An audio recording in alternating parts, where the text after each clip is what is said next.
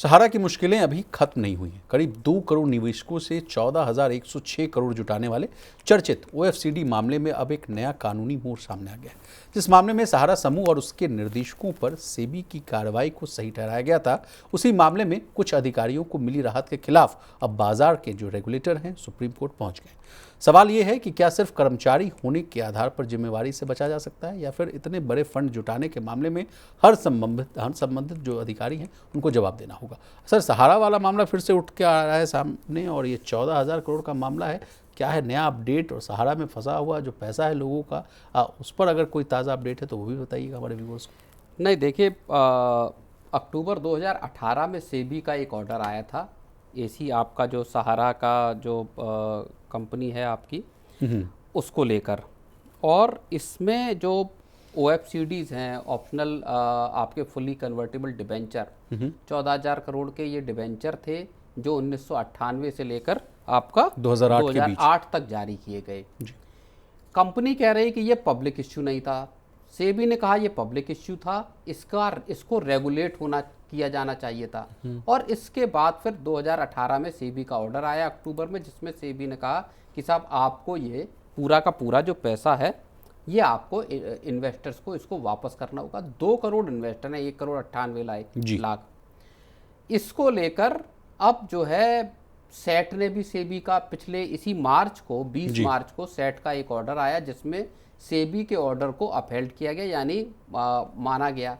लेकिन उसमें एक बात कही गई कि जो कंपनी के जो निदेशक हैं और कर्मचारी हैं जो वो उनको, चूंकि वो कर्मचारी है इसलिए वो जिम्मेदारी बच सकते हैं, और इसलिए वो एक अपील दायर कर सकते हैं। इस फैसले के खिलाफ सेबी दरअसल अब सुप्रीम कोर्ट चला गया है और इसका विरोध किया है। दरअसल ये मामला है। चलिए सर, तो ओएफसीडी क्या होता है ये हम अपने व्यूअर्स को बता दें। देखिए, ओएफसीडी एक प्रकार का जो है निवेश करने का एक साधन है, डिबेंचर होता है ये।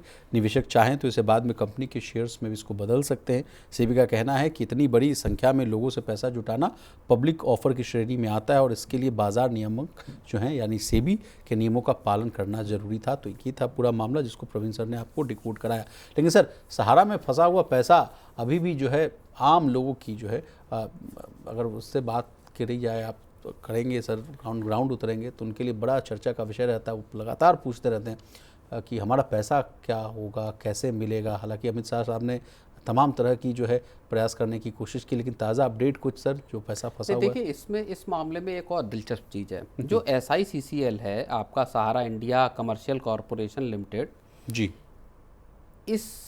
इसका तर्क ये है, जो इन्होंने तर्क दिया, उन्होंने कहा साहब हम इन्वेस्टर्स का पूरा पैसा वापस कर चुके हैं, और सिर्फ 17 करोड़ रुपए जो है हमारे ऊपर आउटस्टैंडिंग है, बाकी हम सारा वापस कर चुके हैं। जबकि सेबी कह रहा है कि आपको पूरा 14,000 करोड़ रुपए अभी वापस करना है, और तमाम जो इससे जुड़े हुए दस्तावेज हैं वो हमको लाकर दिखाने हैं जी। इसको लेकर सेबी ने अपना आदेश दिया। तो ये कन्फ्यूजन की स्थिति है कि क्या सारा पैसा सहारा वापस कर चुकी है जी।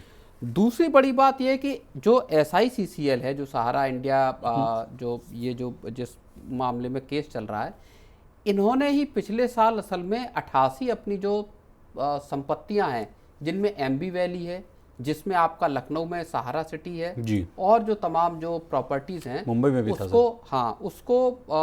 उसको अडानी ग्रुप को बेचने के लिए एक मामला सुप्रीम कोर्ट में चला गया है। अब उसमें सुप्रीम कोर्ट भी इन्वॉल्व है, और आपके तमाम जो रेगुलेटर्स हैं वो भी इन्वॉल्व हैं कि किस तरह से किया जाएगा। और तीसरी बड़ी चीज़ इसमें यह है कि इसके साथ साथ जो है, जो 25,000 करोड़ का मामला है, वो एक अलग मामला है, जिसमें Sahara India real estate corporation limited और Sahara housing investment corporation limited का जो मामला है, जिसमें 24,000 करोड़ रुपए से ज़्यादा की रकम का निर्देश दिया था सेबी ने कि सहारा इंडिया इस रकम को वापस करे। विशाल।